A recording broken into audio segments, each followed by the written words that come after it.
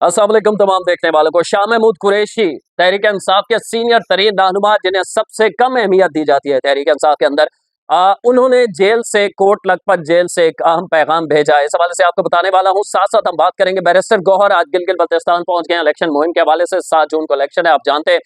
और सुहेल आफरीदी जब अपनी कुर्सी उनके खतरे में पड़ी है, उनके खिलाफ जो फॉरवर्ड ब्लॉक बनने जा रहा है, खबरें सामने आ रही थी, उन्होंने असद कैसर साहब का दामन थामा है। ये सारा मामला क्या है आपको बताने की कोशिश करूंगा। साथ साथ हम बात करेंगे डॉक्टर फारूक सत्तार साहब एमकेएम के सीनियर रहनुमा है। उन्होंने एक आज बयान दिया है जिससे ये तासुर जा रहा है कि हुकूमत जो वफाकी हुकूमत है मुस्लिम लीग नून की, उससे उनके इत्तेहादी नाराज होना शुरू हो गए हैं। ये बिल्कुल उसी तरह है, हमें याद है कि 2022 से पहले 2021 से ही इत्तेहादी तहरीक इंसाफ से नाराज होना शुरू हो गए थे और उसके बाद फिर तहरीक इंसाफ के इत्तेहादी अपोजिशन से मिले और फिर अदम एतमाद हुई थी और इमरान खान की हुकूमत खत्म हो गई थी। तो क्या उसी तरफ यह सिलसिला आगे बढ़ता हुआ देख रहे हैं? डॉक्टर फारूक सत्तार के बयान के हवाले से बात करेंगे। सबसे पहले शाह महमूद कुरैशी के हवाले से बात कर लेते हैं, लेकिन उससे पहले जो लोग यूट्यूब पे देख रहे होते हैं चैनल को सब्सक्राइब करना ना भूला करें, रिक्वेस्ट हमेशा करता हूं। और जो लोग फेसबुक पे देख रहे होते हैं शेयर कर दिया करें और पेज को फॉलो कर लिया करें ताकि हर आने वाली वीडियो आप तक मिलती रहे। आपके ताउन से सिलसिला आगे बढ़ रहा है। शाह महमूद कुरैशी साहब ने आज कोट लखपत जेल से अपने वकील के थ्रू अहम पैगाम दिया है। इस पैगाम में वो कहते हैं कि ऑपोजिशन की शिरकत या अदम शिरकत के बावजूद बजट पास हो जाएगा। ये तो उन्होंने बजट के हवाले से बात की है, मतलब उन्होंने अपनी पार्टी को ये मैसेज दिया है कि चाहे ऑपोजिशन जितना एहतजाज कर ले कुछ कर ले, बजट इसलिए पास हो जाएगा कि हुकूमत के पास नंबर मौजूद है। दूसरा वो कहते हैं कि बजट मंजूर होने के बावजूद अवामी तवक्कुआत पर पूरा उतरने में एक बार फिर नाकामी होगी, यानी हुकूमत नाकाम होगी अवाम को रिलीफ देने के हवाले से। जो दिलचस्प बात है आगे करते हैं, कहते हैं कि पाकिस्तान को माशी और सियासी बहरान से निकालने के लिए कौमी इत्तेफाक की राय नागुज़ीर है। अब ये शाह महमूद कुरैशी साहब का पैगाम जो है ये हुकूमत वक्त के लिए नहीं है। हुकूमत तो हर वक्त कहती है हम बातचीत के लिए तैयार हैं, हमारे साथ बैठ जाए तहरीक इंसाफ। वो तहरीक इंसाफ की क़यादत को या इमरान खान को इनडायरेक्टली मैसेज दे रहे हैं कि कौमी इत्तेफाक राय ज़रूरी है मुल्क को आगे चलाने के लिए, माशी जो बहरान है इसके हल के लिए। सियासी जमात के बगैर कोई माशी मनसूबा कामयाब नहीं हो सकता। सियासी तकसीम के माहौल में IMF की शराइत से निजात मुश्किल दिखाई देती है। शाह महमूद कुरैशी ने कहा ना हम IMF के चुंगल से निकल सकेंगे, ना माशी बहरान पे काबू पा सकेंगे जब तक सियासी इत्तेफाक राय पैदा नहीं होगा। और सियासी इत्तेफाक राय कौन पैदा नहीं कर रहा? बेसिकली दबे लफ्जों में वो अपनी पार्टी से ये चाहते हैं कि आपने मज़ाहमत करके देख ली, आपको कुछ हासिल हसूल नहीं हुआ और अब आप इस पोजीशन में आ गए हैं कि आप मज़ाहमत करने की पोजीशन में ही नहीं रहे। तो बेहतर है कि आप बातचीत कर लें, इत्तेफाक राय कर लें और हुकूमत के साथ बैठकर इस मसले को जो केसेस हैं या दीगर मसाइल हैं जो उन्हें हल किया जाए। तो शाह महमूद कुरैशी के हवाले से उनको अहमियत पार्टी के अंदर इसलिए नहीं दी जाती कि एस्टैब्लिशमेंट का उन्हें आदमी समझा जाता है। हालांकि देखा जाए तो शाह महमूद कुरैशी उन रहनुमाओं में से हैं जिन्हें 9 मई के केसेस भी जिनके ऊपर प्रूव नहीं हुए, वो बरी होते रहे, लेकिन उसके बावजूद एक लंबे अरसे से वो जेल के अंदर मौजूद हैं। लेकिन तहरीक इंसाफ की मरकजी क़यादत जो इस वक्त मौजूद है उन पर ट्रस्ट नहीं करती। और इवन हमने यहाँ तक देखा कि हर बात पे इमरान खान का जिक्र आता है। शाह महमूद कुरैशी भी तो उनके कॉज के लिए जेल में पड़े हुए हैं, उनके लिए कभी कोई बात नहीं करता, कोई उनसे जाके जेल में मिलता नहीं है। ये जो सुहेल आफरीदी हैं, दीगर मरकज़ी क़यादत है, अडयाला के बाहर खड़े होते हैं, कभी कोट लखपत जेल के बाहर आपने देखा ये मौजूद हो, वहाँ मौजूद हो शाह महमूद कुरैशी के लिए। दीगर जो रहनुमा यास्मीन राशिद है, दीगर हैं, उनके लिए कोई नहीं जाता। तो ये एक नाइंसाफ़ी है तहरीक इंसाफ के अंदर और ये नाइंसाफ़ी इसी तरह चलती रही तो शायद फिर शाह महमूद कुरैशी और इन जैसे बहुत सारे लोग जो जेलों में हैं उन्हें भी ये सोचने पर मजबूर वो हो जाएंगे कि हम क्यों इस जमात के लिए ये सब कुछ कर रहे हैं। शायद वो राहें जुदा कर लें मुस्तकबिल में। अच्छा, इसके अलावा बैरिस्टर गौहर आपको बता दूं कि आज गिलगित बल्तिस्तान पहुंचे, स्कर्दू पहुंचे, वो उनका शानदार इस्तकबाल किया गया, रैली भी थी, बड़ी तादाद में तहरीक इंसाफ के कारकुन मौजूद थे। तो एक मिथ ये टूटी है कि तहरीक इंसाफ को वहां मुहिम चलाने की इजाजत नहीं है। इलेक्शन कैंपेन की बात कर रहा हूँ। तो आज ये हो गया, बैरिस्टर गौहर वहां पहुंच गया और बैरिस्टर गौहर से बड़ा और कौन होगा इस वक्त, क्योंकि चेयरमैन तहरीक इंसाफ इस वक्त बैरिस्टर गौहर है।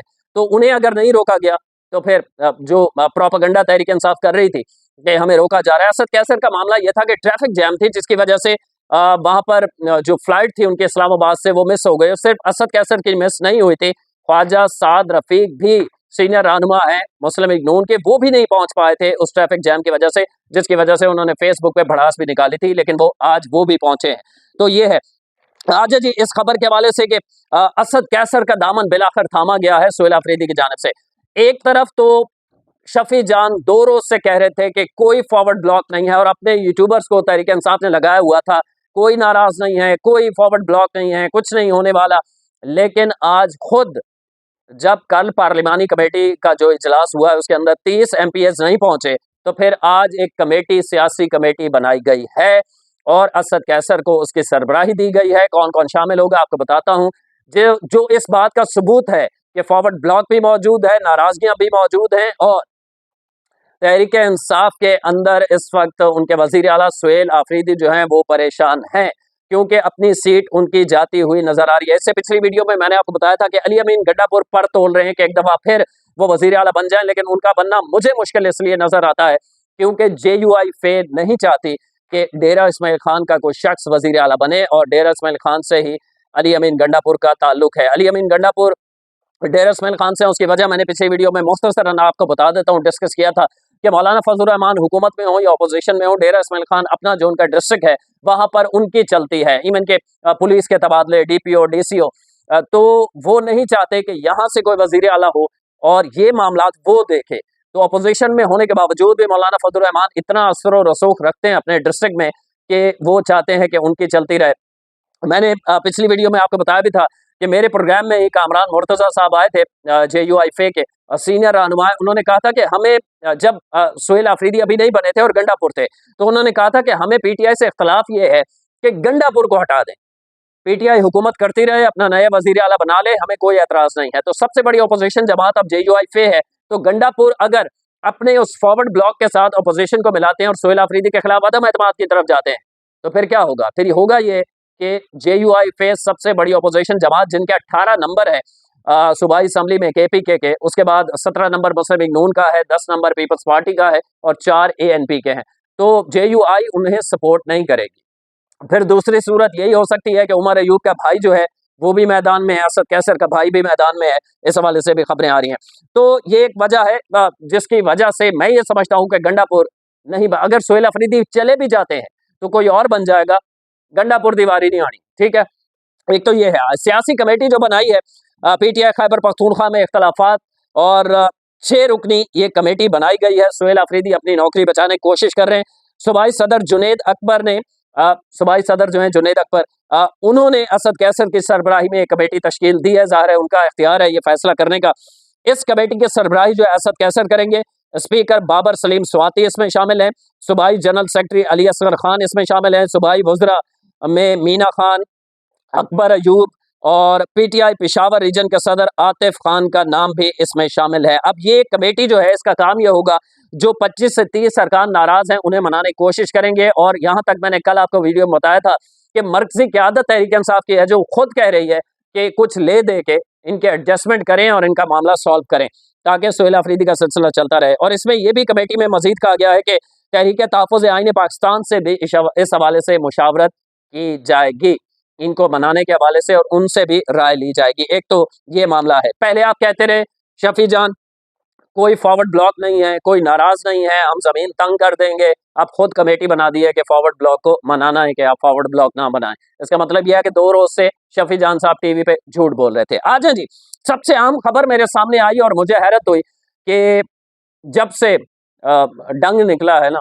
अब यूं कहें तहरीक माफ कीजिएगा मुत्तहिदा कौमी मोर्चा पाकिस्तान का, MQM का जब डंग निकाल दिया गया ना वो 2016 के बाद, तो उसके बाद MQM होम्योपैथिक टाइप जमात बन गई है।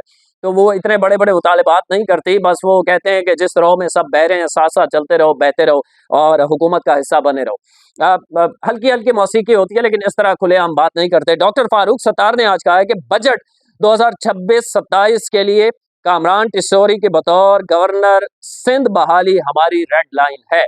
डॉक्टर फारूक सत्तार काफी मंजे हुए सियासतदान है, पुराने सियासतदान है और सियासत को समझने वाले हैं। तो मुझे तवक्को नहीं थी। उसकी वजह यह है कि क्या अभी जो गवर्नर तब्दील किया है, मुस्लिम लीग नून ने अपना गवर्नर लगाया है, तो क्या कामरान टिसोरी को हटाकर अब बजट से पहले फिर वो कामरान टिसोरी को गवर्नर बना देंगे? तो ये ना तो मुतालबा को अक्ल फहम में आने वाला है, या तो इसके पीछे ये चल रहा होगा कि ये मुतालबा बड़ा मुतालबा करके फिर छोटी कोई बात अपनी मनवाई जाए। तो एमक्यूएम का ये प्लान होगा। डॉक्टर फारूक सत्तार ने कहा है कि रहनुमाओं के सामने, जो एमक्यूएम के रहनुमा है, उनके सामने ये मामला रखा गया है, उन्हें कोई एतराज नहीं है। बजट से पहले पार्टी इजलास बुलाकर मामले पर मजीद बातचीत की जाएगी।